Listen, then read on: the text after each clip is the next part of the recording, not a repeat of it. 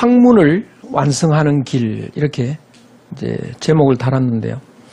성실, 자성명, 자자는 부터라는 뜻인데요. 성실한 삶으로부터 명, 현명해집니다. 성실한 삶으로부터. 또 그것을 위지성, 인간의 본성에서 나오는 힘이라고 말하는 거죠. 자명성, 또 반대로 현명한 지혜를 가지면 그로부터 성실해집니다. 또 거꾸로. 그러니까 우리는 뭐 예컨대 동물을 기르는 법, 채소를 기르는 법, 지극정성을 가지면 저절로 기를 수 있지만 기르는 법을 공부를 해서 잘 알면 결론은 뭐냐? 정성껏 기르는 거다. 이런 결론에 도달하죠. 그래서 현명해지면 정성스러워지고요. 정성스러워져도 현명해집니다. 그것을 가르침이라고 합니다. 그래서 우리는 배움을 통해서, 교육을 통해서 현명해지면 결국 정성스럽게 됩니다. 성적명이라. 정성스러워지면 현명해지고요. 현명해지면 정성스러워집니다. 그러니까 본래부터 가진 본래 마음을 정성스럽게 가지고 있어도 현명한 지혜가 나오지만 열심히 학문을 통해서 현명해지면 또 정성스러워진 본래 모습으로 돌아갈 수가 있습니다. 그러면 학문을 완성하는 길이 뭘까? 유천하지성. 유는 오직 이런 뜻이고요. 천하는 뭐 아시는 거죠. 지성도 아시는 거죠. 오직 천하에 지극정성을 가진 사람. 지극정성으로 가진 사람은 위능진기성. 능이, 지는 달진, 기성은 자기성입니다. 자기성. 그러니까 자기 마음속에 성이 있습니다. 본성이라는 거. 이 본성이 하늘의 마음입니다. 원래부터 가지고 있던 하늘의 마음이고 그 본성을 맹자는 이니에지라고 설명을 하고 있습니다. 그 성을 우리가 회복하고 해서 그걸 붙잡고 있는 거, 그게 성인이고 완전한 행복한 사람이 되는 건데요. 어떻게? 지극정성으로 노력하면, 지극정성으로 노력하면 자기의 본성을 다 밝힐 수가 있습니다. 능진기성적, 능이 자기의 본성을 다 하면 능진인지성, 능이 다른 사람의 본성도 다 밝힐 수 있다. 이게 무슨 소리일까요? 내 마음속에 들어있는 본성은 다른 사람의 마음속에 들어있는 본성하고 하나입니다. 하나. 대나무 뿌리가 지하에서 하나인 것처럼 우리의 마음이 하나로 연결되어 있습니다. 우리 민족은 그거를 아는 민족이죠. 그래서 우리는 한 마음이라는 말을 씁니다. 우리 마음은 하나입니다. 그래서 그 하나의 마음이니까 내 속에 있는 한 마음을 완전히 알면 다른 사람의 마음도 완전히 아는 거죠. 같은 거니까요. 그러니까 나는 부모가 좋다. 그러면 다른 사람도요. 부모가 확실히 좋은 겁니다. 부모가 싫다고 하더라도 그건 거짓말인 줄 금방 압니다. 잠깐 욕심에 눈이 어두워서요. 부모가 싫을 수가 있는 거지. 본심 속에는 부모를 좋아하게 됐습니다. 좋아하게 되어 있습니다. 그 마음은 내 마음하고 같기 때문에 내가 그렇다는 걸 알면 남도 그런 겁니다. 그래서 내 본성을 다 밝혀서 아는 사람은요. 남의 본성도 다 압니다. 그러니까 남의 본 마음을 내가 다 알고 있는 거죠. 그래서 당신은 뭐 죽는 거 싫지요. 그거 다 아는 거 아닙니까? 그렇죠? 내가 싫으니까요. 그러면 길 옆에 쓰러져가는 짐승을 봐도 좀 측은하죠. 그런데요. 어떻게 알았습니까? 나도 그러니까요. 그러니까 당신도 부모가 늙어가시는 걸 보면 좀 안 됐죠. 나도 그러니까요. 똑같습니다. 당신도 배고플 때는 밥 먹고 싶어지죠. 어떻게 알았습니까? 나도 그러니까요. 그러니까 내 마음을 온전히 알면 남의 마음도 온전히 압니다. 그 다음에 능진인지성, 다른 사람의 본성을 완전히 다 알면은요. 능진물지성, 모든 만물의 본성도 다 알 수 있습니다. 만물의 본성. 이런 물체도요. 성질이 있고 본성이 있습니다. 이거 뭐 기본적으로 어떤 거냐? 내가 미워하면 자기도 나를 미워합니다. 어떻게 아느냐? 내가 그러니까요. 남이 나를 미워하면 나도 그 사람 미우니까. 그러니까 내가 이걸 때리면요, 지도 날 때립니다. 때린 만큼 지도 나를 때립니다. 추우면 이렇게 웅크리지 않습니까? 이것도 추우면 웅크립니다. 어떻게 아느냐? 내가 그러니까요. 더우면 이렇게 하죠. 이 물건도 더우면 이렇게 됩니다. 그러니까 물건의 본질도 똑같습니다. 그러니까 자기의 그 본성, 본래 마음을 알 때 물건의 물질의 본래 마음을 아는 거지. 욕심이 가득한 사람은 자기 본래 마음을 모르잖아요. 물질의 마음도 모르는 거죠. 그래서 순수해지면 동물도 알고 그 식물, 풀도 알고요. 돌멩이도 알고 다 한마음이라는 걸 알게 됩니다. 우리는 어린아이들은 그 인형하고도 놀지 않습니까? 말도 해가면서요. 지겹지도 않고 그거 뭐 몇 시간씩 놀거든요. 인형에 팔 부러지면 또 울고 이럽니다. 아무것도 아닌 것 같은데요. 그 아이의 마음은 인형이 친구입니다. 마음으로 통한다고요. 근데 우리는 안 통하지 않습니까? 왜? 욕심 때문에 마음이 하나라는 걸 잊어버려서 그렇습니다. 그러니까 우리도 말 가지고 착해지면 산천초목이 다 내 친구가 되고요.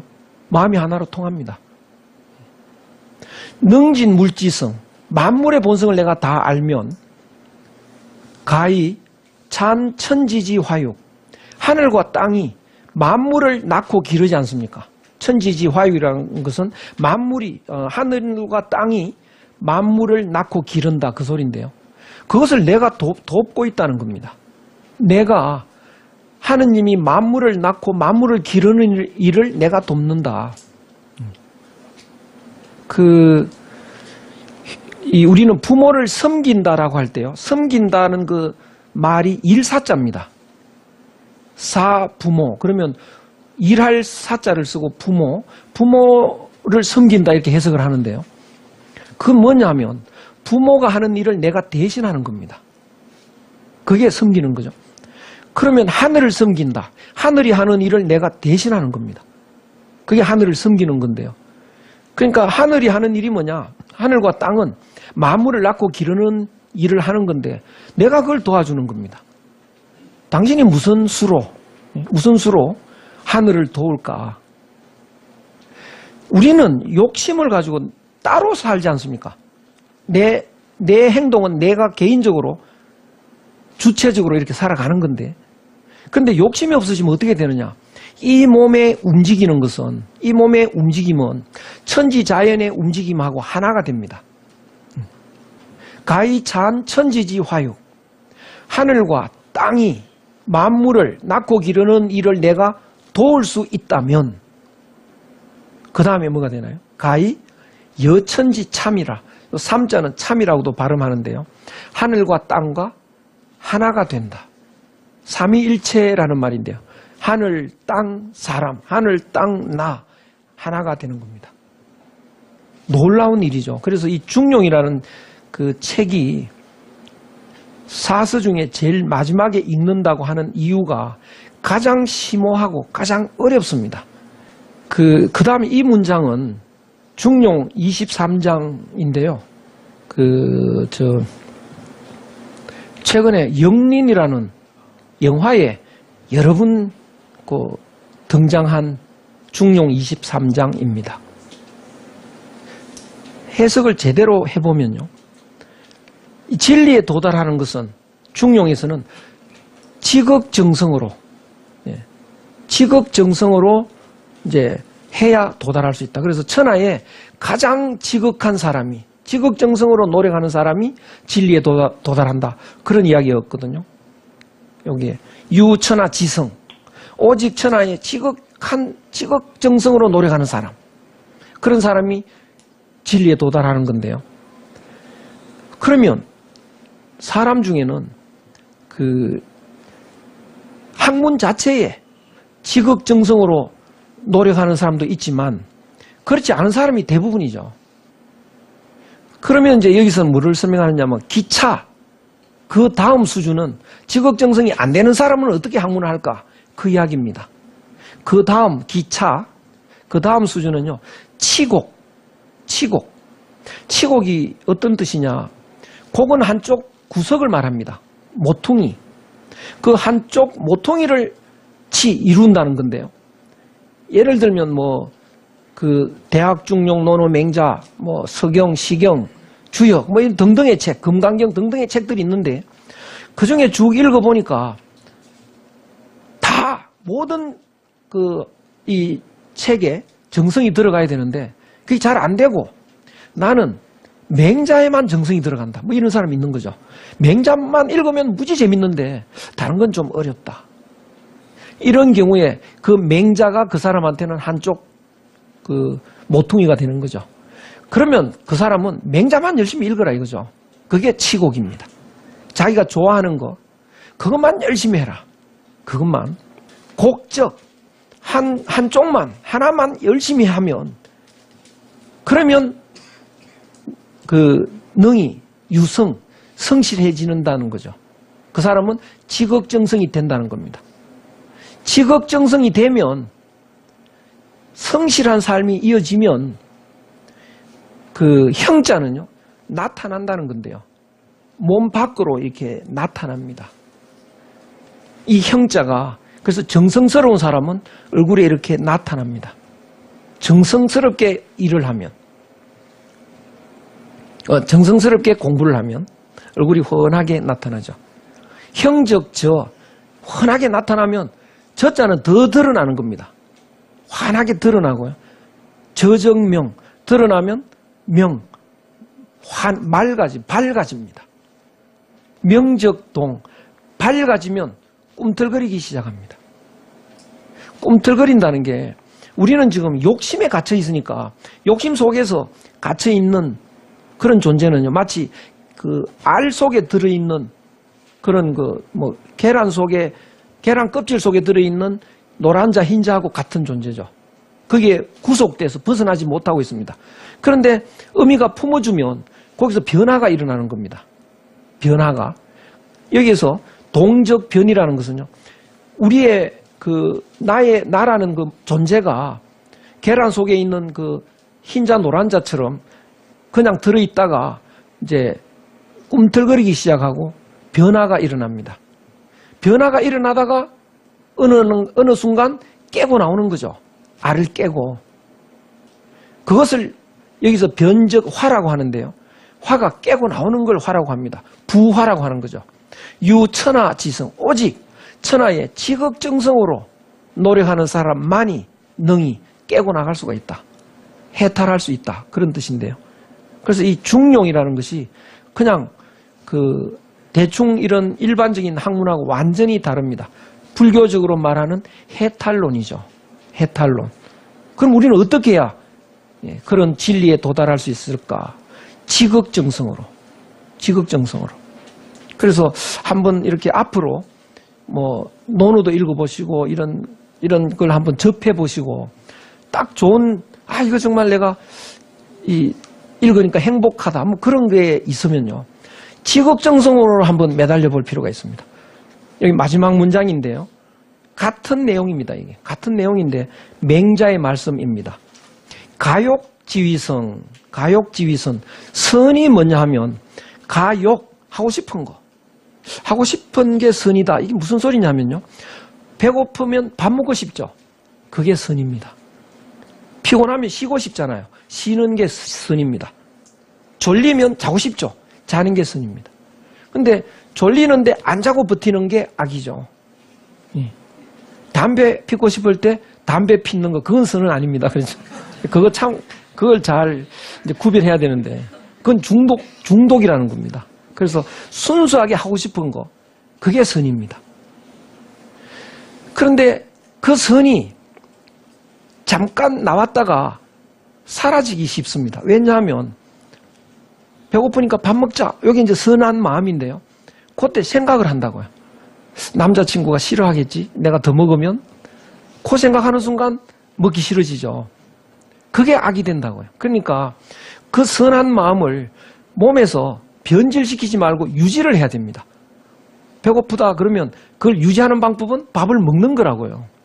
그러면 이제 조금 배가 좀 부르면 그만 먹고 싶어져야 되는데 그때는 또 그만 먹어야 됩니다. 그런데 돈 아깝잖아, 더 먹자 이러면 이제 또 선이 망가지죠. 그래서 처음에 솟아난 그 마음, 그것을 좀 유지하는 거, 그것을 우리는 신이라고 말하죠. 믿어온 사람은 착한 마음을 유지하는 사람입니다. 잠깐 착하다가 금방 마음이 변하면 그거는 이제 믿어온 사람은 아닙니다. 그 다음에 충실, 착한 마음이 몸속에 이렇게 충실해지는 거, 꽉 차는 거, 그것이 아름다움이라는 거죠. 선한 마음이 몸에 꽉 차 있으면 아름답습니다. 100일 된 아이가 아름다운 이유가 바로 그런 겁니다. 그런데 충실이 광휘지, 몸에 꽉 차고 나면 이게 밖으로 빛이 이렇게 나오기 시작합니다. 그걸 대인이라고 하죠. 그런데 빛이 나다가 어느 순간 화자가 또 나왔죠. 몸이 터집니다. 그래서 내 마음이 몸 밖에 있는 하늘 마음하고 통하는 때가 옵니다. 병아리가 부화하고 나오듯이요.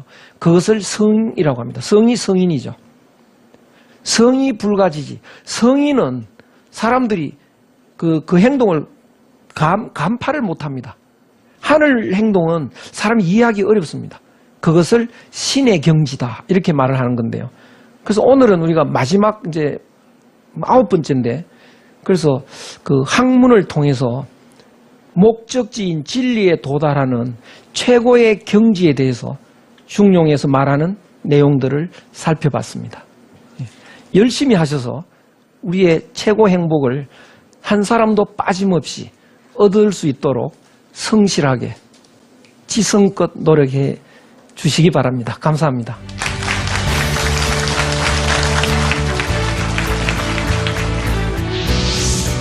성인은 어떤 사람일까? 몸은 사람입니다. 몸은요. 마음은 하늘 마음. 완전한 사람이며 완전한 하늘이다. 중용 사상의 발원지가 어딜까요? 동이족입니다.